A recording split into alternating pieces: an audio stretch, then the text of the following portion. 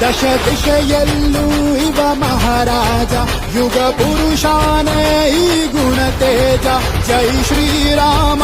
ಎಂದು ಬರೆದಾಗ ಪ್ರತಿ ಜನುಮಾನು ಶುಭ ಶುಭ ಯೋಗ ನಂಬಿ ಬಂದವರ ಆಧಾರ ರಾಮ ಅಂದ್ರೆ ಪಾಪಗಳ ಪರಿಹಾರ ಬಾರೋ ಹಾಕೋ ಜೈಕಾರ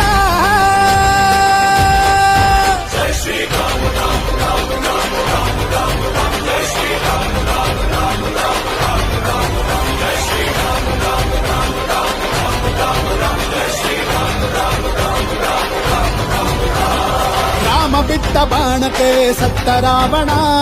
ಆಂಜನೇಯನಲ್ಲವೇ ಗೆದ್ದ ಕಾರಣ